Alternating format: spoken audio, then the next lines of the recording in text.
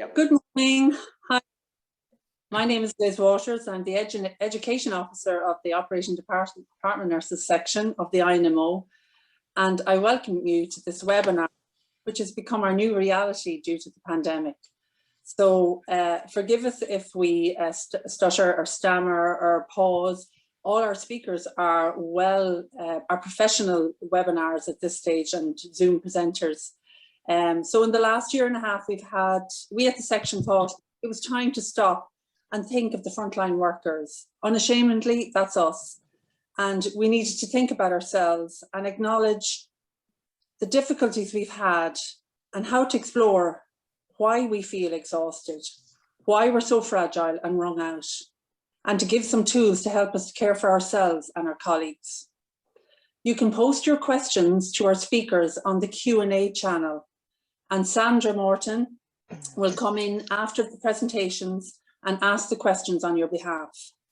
Just to note, after the session, we will send you a link via SurveyMonkey to evaluate our first webinar. And we really need your feedback because we'd like to be able to repeat this if it was successful. The link to the presentations will also be given to you, and they'll also be available next week around midweek from the INMO professional website. So if you want to hear them again or share them with colleagues who are working today and couldn't attend. We'll break at approximately 12 for 10 minutes only. And that's just a stretch break or time to get a cup of coffee or a drink of water. Then we'll have a draw for prizes for participants that attend today at the end of the seminar. And these are €50 vouchers. And if you're a winner, it's important to say you drop an email to Jean to ensure that she has your correct email address or your correct address. And I suppose this webinar wouldn't be possible without our sponsors. And I'd like to thank our sponsors, Fannin Healthcare, True Life, O'Flynn Medical and Stryker. So if you see those representatives in your theatres, please thank them. So on to our first speaker, and Karen will be no stranger to you all. She's our current president of the INMO and our largest professional trade union for nurses and midwives in Ireland. She is a registered A&P in the emergency department at Beaumont. She trained as an RGN in Beaumont Hospital and completed her Bachelor of Nursing Science at DCU. She later undertook a postgraduate diploma in emergency nursing and an MSc at the RCSI. Karen also holds certificates in drug prescribing and ionizing radiation, as well as a certificate in advanced assessment from UCD. And additionally, she serves as a local nurse representative. Welcome, Karen. Hi Liz, thank you very much for that lovely introduction. We are delighted to welcome you to this webinar this morning, and it is an absolute honour to be speaking with you all, and it is an honour for the Irish Nurse and Midwives Organisation to be supporting the Operating Department Nurses section. Today would not be taking place only for the dedication of the organising committee and the INMO professionals. So I would like to take this opportunity to specifically thank the chairperson Karen Eccles, Secretary Sandra Morton, Teresa Herity from the Mater Hospital and Liz Waters, Mace General Hospital for all their hard work and preparation for today. I would also wish to place on record our sincere appreciation to our sponsors who are Fannin, Stryker, True Life, O'Flynn Medical, and don't forget to include yourself in today's raffle as there are some lovely prizes. Operating department nurses work in very extreme pressure environments with huge demands placed on them. The last year has seen huge pressures placed in theatre departments, and redeployment has exacerbated that. We have all been seriously tested, but have demonstrated the very best of our professions. Health and safety has never been more important than now. What COVID-19 has taught us is to identify the risk. The INMO were the only ones advocating for their members for universal face masks at the beginning of COVID-19, and thankfully we're very successful in that regard. Collectively, as union members, we were heard by government. We each need to learn the lessons that this pandemic has taught us. One theme that has been very present with today's webinar is the idea of self-care and self-awareness. I am immensely proud of the work done by the Operating Department section in preparation for today. The themes throughout are so necessary in our place of work now. The role played by our members and each of you in the context of over a year of the public health emergency and associated disruption and danger is truly astounding. We must recognise the value and worth of our profession and of each part of our members in our profession. We must also work tirelessly to protect all the members of our profession. Finally, we must recognise, in the context of today's proceedings, the essential and irreplaceable role placed by the operating department nurses. We must resist any attempts to devalue the role you play. We must ensure that your worth is recognised, that your role is maintained, and that patients get the quality of care that they deserve from the registered and expert professionals that you are. This is the clear position of this organisation, and that will not change. Today, we are pleased to be in a position to share with you a wonderful lineup of speakers. Today, we have Dr. Tara Feely, who is a consultant working in New Zealand. She will be discussing the effects of COVID-19 on healthcare staff in Ireland. We also have Bruce Pearce, who is the Director of Education at Northridge House Education Research Centre, which is part of a 149-year-old charity of St. Luke's Home in Cork. Bruce will be discussing and explaining the issues and dealing with a traumatic death. Steve Pittman, who is Head of Education and Professional Development at the INMO, holds degrees in social psychology, health psychology, and work and organisation psychologies. Today, he will be discussing burnout and disengagement. We are pleased to present Chevelle Carolan, who is the project lead with the HSC, and she will be discussing the Workplace Health and Wellbeing Unit. And lastly, we have Dr. Hester O'Connor. Dr. Hester is the HSC Principal Psychology Manager covering the Dublin Southwest and Kildare West area. Hester has been a practicing heartfulness meditation manager since 1994, and she teaches heartfulness meditation. So thank you for your attention this morning, and it gives me great pleasure as your president to formally open this webinar, and I'll now hand you back to Liz for this morning's session. So thank you. Thank you, Karen. Thank you for your kind words and for acknowledging the hard work that we put in the last year and a half, and always for our patients, as all our colleagues do around the hospital and in EDs. I suppose I'd like to introduce Bruce Pearce. He's the Director of Education at Northridge House Education and Research Centre, which is part of a 149-year-old charity of St. Luke's Home, Cork. The Education Centre was established 13 years ago to provide professional training for those caring for the older adult. And as an educationalist, he's an accredited clinical pastoral education supervisor, a profession which focuses on training hospital chaplains. He comes from a chaplaincy background and has worked as a chaplain in Dublin, Amsterdam, Toronto, Tralee and Cork. You're very welcome, Bruce, and we look forward to hearing your presentation. Thank you so much. I'm truly honoured to be here. It's always interesting when you hear people talk about you and you think, my goodness, is that me? I feel I've been working here for the 149 years the institution has been in existence. I'm just going to share now the presentation and just ensure. Okay, just want to make sure that we're up and running.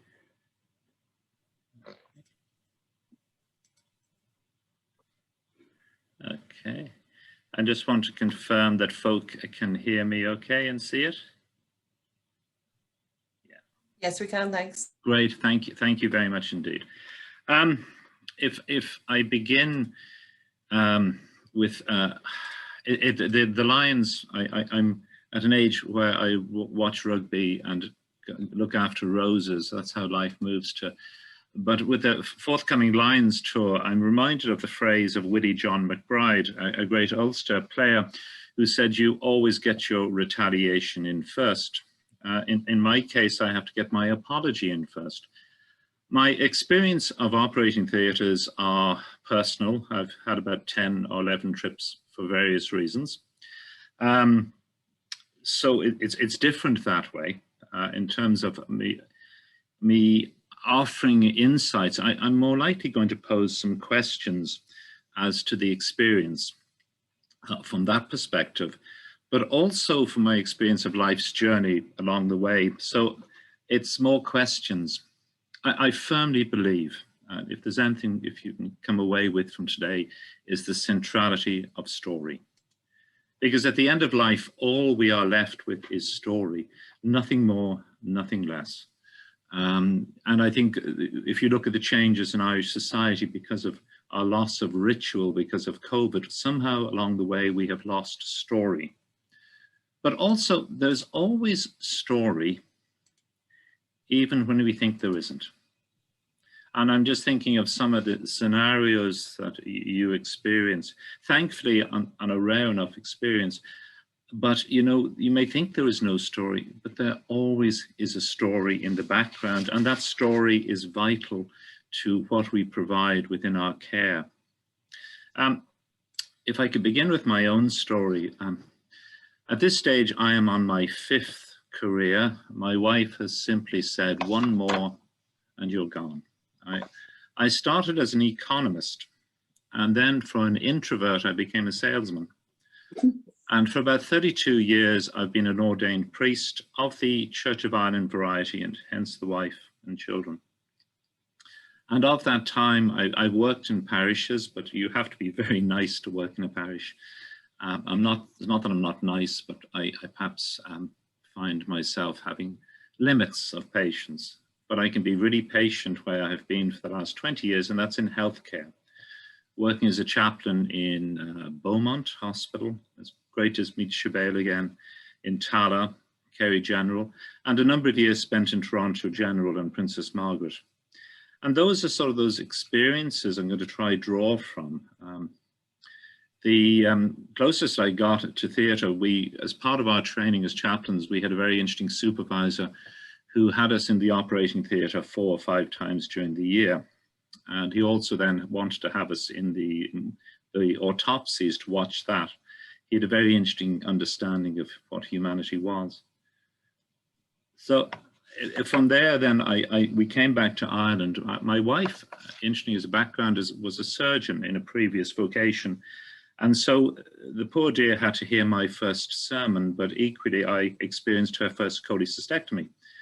I was brought in by the surgeon who thought it'd be something romantic for me to sit and watch her do it. It wasn't. I think for both of us, it was equally painful experiences.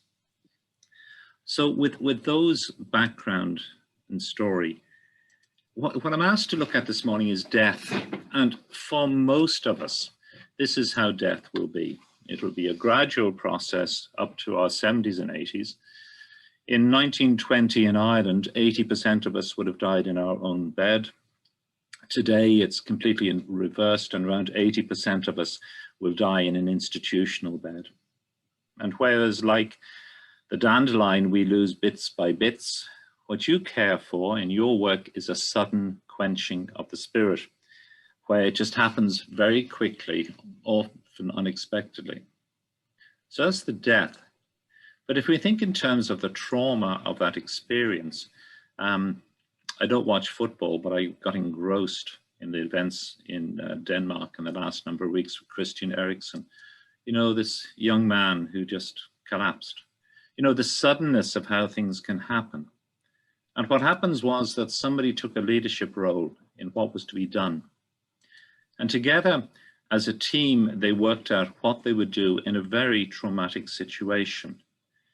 And that ending where the family were brought in that very compassionate way. And I sense in many ways in your work story, that's part of the journey, those 4 stages.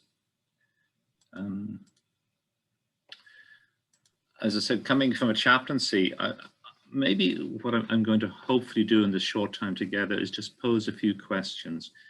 Because I firmly believe, as someone who trains chaplains, that we all have the solution to things within ourselves. We just have to sometimes free ourselves up to let those solutions come out, that we actually have the information, and sometimes more importantly, the experience to find those answers. Just to preface, life can be quite challenging at times. And sometimes we end up in situations where we're trying to make sense of what is actually going on. 2 questions that always strike me as the ones that will bring some sort of clarification, even just for a short while, are based on these 2 simple images. That first image is, what's the fear? Fear is deeply connected to feelings. You know, the fight or flight. Fear invokes such feelings, and our actions are impacted by that. You go to that place and you wonder, what's the fear that's going on? If I can get clarity around that, then actually I'm in a position to make a greater contribution. Co-joined to that is, what's the loss? All of life is full of losses. And, you know, traditionally we see loss as that of the death of somebody, but loss is so much bigger than that. There's such a spectrum: loss of hopes, dreams, confidence, respect, you know, all that. They're just useful things sometimes to keep in mind. But we go into situations where we wonder what truly is happening. And when we go into those situations, see what happens.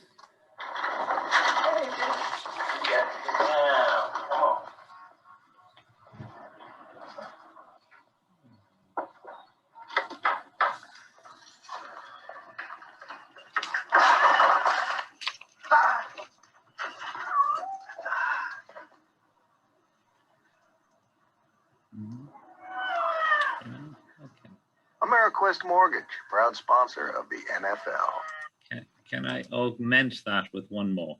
This has a fractured fibula, given him a mild stutter, so he could be able to go home tomorrow. And he's going to be so excited.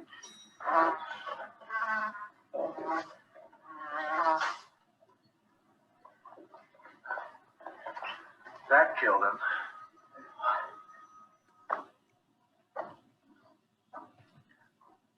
Paging Dr. Palmer, Dr. Barbara Palmer, dial 452. Another way in life to do anything, we have to make assumptions. Continually we make assumptions. One of our greatest risks is when we think those assumptions are real and are reality. As a chaplain, I go into a room and you get a sense in a moment what might be going on. The risk was, I thought that was the truth. So you know the way a bat flies and it keeps sending out a signal out and receives back and interprets the signals. I suppose in a sense in our different professions, we do the same when we're making assumptions. So without assumptions, we can't do anything. But if we make them into reality, we are truly stuck. So just going back onto story, I sense in the journey you make as consummate professionals is there's 4 stories. There's the patient's story, of which you most probably know very little. You might know the name, or you might know the condition. A number of years ago, I was wheeled into a hospital in Cork for gallstones, and I don't know what I was given, but I was lying on the trolley, and the very kind nurse who's bringing me in said, "We're bringing in the big guy with gallstones." And in a moment of absolute indignation, which was very unwise, I said, "Actually, my name is Bruce, and I happen to have gallstones." Not a very wise approach, you know. But that's, you know, sometimes we are defined by our condition rather than who we are as a person. The second story is the one we often miss, and that's our own story in our role. What brings us into this place? Why are we doing this work? What does it give us? What do we give it? What are our strengths and weaknesses in this place? And it's a story we don't often look at for lots of human reasons. The third story is one that certainly we experience and live, and that's what's the story of the team. That's a really important story. And also it says, what is our role in that team? And what are the boundaries that keep us safe in our role? One of the greatest challenges is when we work out of role and we break boundaries and challenges come. And I suppose in this scenario, the fourth story is the story in the waiting room. And I'm not sure, some of you may have been in that place. Once there. It's a very strange place to be. Every minute seems like an hour as you sit waiting. And yet in all that, you still have to ask yourself, what is the real story? Because so much of this is our own interpretation, our own conditioning, our own experience. Story is vital. Sometimes it's all we have. If you think of the patient, I'm interesting how many of you have actually been wheeled into an OR and what that is like, and you see it in a different perspective, you know, coming into that place. For the next section of the journey, we're just out of it. We don't know where we are. And then we're coming back. And so it always strikes me that that first place here, the person coming in, they have to have hope in what's going to happen. They have confidence that you're the right person. And then I think, certainly my own experience is when somebody comes along, maybe belatedly with a consent form, that's when the panic starts, because then I can see, golly, so this might happen. But that's the journey in there, no cognition in this place. And then at the end, it's you know, as you come to wrapped in your nice warm blanket, feeling like a roast turkey for Christmas, and you're coming through, and there's just that moment of relief. And then you go back to sleep again. That's the journey of story there. But for yourselves as professionals, and maybe with a pen and paper, you might just make down, can you remember, and it's feelings are how we function as people. Freud said, there's nothing wrong with having feelings. It's what we do with them's the problem sometimes. Can you remember that first place when, even as a trainee, you were gowned up for theatre and going into that strange world? What were the feelings that were evoked for you in that place? Fear, excitement, anticipation? You know, can you go back? Well, can you remember the feeling you had on that first emergency run where there's pandemonium and panic? You know, I'm useful. Oh, what the hell's going to happen next? Into that place. Or in the theatre itself, when the lines go flat, what was that feeling there for you? Because feelings are how we operate. Or then that final moment, you know, when it happens. What's evoked for you in that place?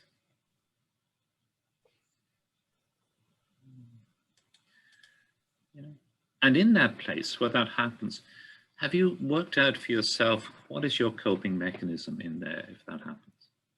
What do you do? What has helped?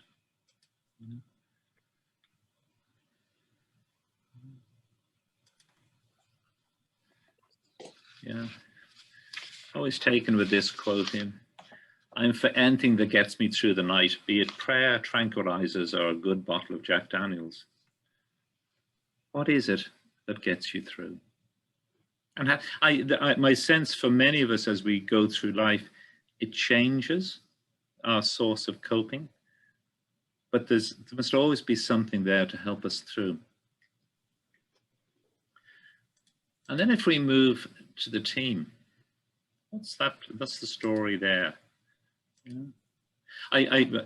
Out of respect and trying to understand, I spent some time reading up on this subject, and my sense is most things were written by anesthesia, and the people who put us to sleep are surgeons. You know, there wasn't a huge amount from other professions. You know? But it's always struck me the significant amount of trauma that it can evoke within us. On one of those occasions where we were brought into theatre, I stood by the surgeon and he's operating away, and then there's just a moment where something's happening. He stops, he says, go to the wall, because I was really interested and I just stood away. And for 15 minutes, the temperature drops in the theatre. And you just sense this power of concentration. It's not like Holby City anymore. It's constant, and then after 15 minutes, I'm brought back in. He says, come back. He never mentioned anything, but it was palpable that what was going on there. One of the senses that there's little is shared about the traumas of these places. I think with many professions, we're not willing sometimes to talk about things lest we appear weak or not able to hack the hard stuff. And that's a tough place to be in, when we are designed for people to share what's going inside of us. And I spoke at a conference for clergy a while back about self-care, and part of it was reflections on a serious car crash I had with pretty nasty post-traumatic stress. And I spoke about spending a year with a therapist. What struck me, the main reaction from some of my clerical colleagues was, God, you were very brave to talk about that. And for me, that was a normal thing to talk about, because that's what you do. You go for support, you go for clarity, you go to get a perspective of where you are. But for them, they saw it as a possible sign of weakness, which we don't do. And we know ourselves what happens if we don't share when we've experienced something traumatic. It builds up. Sometimes it gets out of proportion. Sometimes it impacts on us in times we don't want it to. There's a lovely phrase from the Buddhist tradition that makes so much sense. Pain that is not transformed is transmitted. In other words, if we don't deal with the trauma that we experience, say, within a working environment, and we go home with it undealt with, it will seep out at the wrong time and with the wrong people. We have a big stuffed cat by our front door, and my son at 14, because we were both kind of under pressure work-wise, would say, if you've had a bad day, kick the cat, not the child.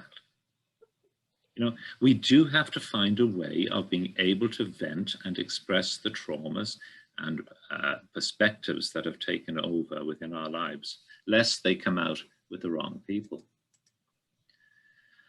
That question, what's the fear when there's trauma within an operating theatre? I think I can sense three. I'm sure there's loads more, but who's going to tell the family, and how are they going to respond? What's my part in it? Am I part of this, the problem? And then, oh God, the investigation. Now, these may be just passing through, but I always have a sense that they could well be there for us. And the cost of this for people. I don't know if in folk in writing down some of the feelings that might have come up in that place when you have been there. But if you see some of the feelings here, yeah, distress, anxiety, you know, I think down the road is most probably you start reflecting upon your work. Is this for me? Guilt, anger, shame, very strong feelings, very strong words. The one in the middle, no longer touched by it, is, you know, those times where you become immune and we kind of mute our feelings. I 4 years as a palliative care chaplain, halfway through, I remember having to stop and name for myself that I could become a bit blasé with this, somebody dying with me every day. And it was kind of a wake-up call to start again, so I didn't become immune. And the only way I could prevent becoming immune was to be honest and to be open about what death every day was impacting upon me and how it brought up my own mortality. And in that journey, I think I reshaped and sharpened again my ability to care for people. You know, these are just things I'm sure that those much more educated than myself will share, you know, about the cost of it. You know, a thing called second victim, you know, the first victim, of course, the patient, and the second is you, the team member. And things that seem to enhance that distress would be, if it's a young person, I'm sure some of you have been in that place where the young man of 23 who's just at the prime of life, who comes in for something small, doesn't make it, you know. You know, the first person who dies in your care, to remember what that was like. You know? They say that there's a greater impact on females simply because females are more empathetic. That's the simple truth. I know many men, and no disrespect, and I'm one of them, but perhaps we don't do feelings in the way that we could do because of social conditioning. You know, and the concern is for those who are least experienced, and how do we create a culture that we care for those who are just starting on the road. And then there's something about our own story. Was it Patrick Kavanagh said, every old man I see reminds me of my father. You know, often in life we meet people that just for some reason we really like, are more likely we don't like. We have no evidence, but it's just Freud talked about transference, where our own story dances in front of us. And so perhaps there have been those moments where for some reason you have just got caught up in that situation of somebody. And then you have to ask yourself the simple question, who's that person for me? Who are they? Because that's most probably why my reaction was such as it was. You know, we can talk about the experience and say, look, I don't know who he or she were at all. But actually, that's not the truth, because there is a story. Because they were somebody's partner, lover, friend, father, mother, son, daughter. So there is a story. And that can linger on for us. I suppose that the big question is that of meaning. You know, the why. Has it ever come to you that you've just stopped and wondered, what the hell is all this about? You know, sure, there's the second part, the medical, the micro, where we work out what actually happened. But it's the bigger, the existential thing is why you're sitting there at the end of a situation where something that shouldn't have happened has happened. How do you make sense of that? And I'm not going to move into sort of religious preachy priest, because I'm not that. But, you know, how do you make sense of things? Religion is all about how we organize things, and that's fine and dandy. But actually, we are creatures of profound spirituality. And depending on your definition, spirituality is about, it's highly individual, it's not out there, it's inside of us. How do you find meaning and purpose? How do you make sense of something that happened, that you've seen? How do you struggle with that and then be able to hold it together? It's also about transcendence, the idea that there's more to us than just the body. It's about connections and relationships with ourselves, with those we love and maybe those we don't. And it's also around about how we make decisions about what's right and wrong for ourselves.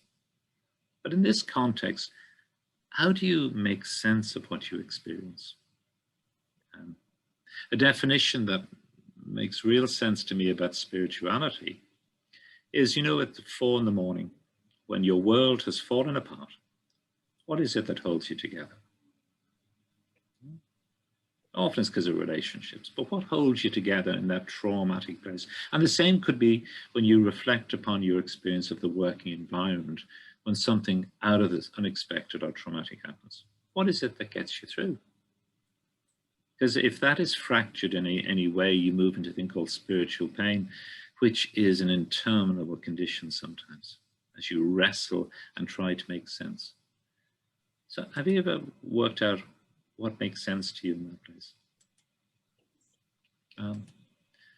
I suppose the other aspect of theatre is that of transplant. I walked with my brother-in-law when his wife died, down to the theatre with his wife when she died of a cerebral hemorrhage in her 40s with her 2 kids. And I can just say, for your profession, I was in awe as she was welcomed into the theatre. And the words of kindness and compassion and respect. Words, I remember one of them said to my brother-in-law, we will look after her with all the respect she deserves. Very powerful. Is this a different, how does this impact? This is a photograph I sense looking at maybe from Asia, you know, that respect to the person who is giving life to a number of other people. What's next with the family? Who goes in? My sense and understanding it was probably primarily the anaesthetist or the surgeon, but maybe not so. Is there for yourselves a debriefing? Is there a time where you can experience psychological first aid, where you can try to make sense of it? Again, what's the feeling then? Is the network there? And sometimes networks we provide ourselves because we're different people, but we all must find a way of some sort of support network where we can speak and share and be heard and often be looked after. And for those occasions where perhaps you may go in to the family room, maybe in support of a colleague, you know how so much of our communication is not about words. It's not about the tone of voice, but it's actually about what we see with our eyes.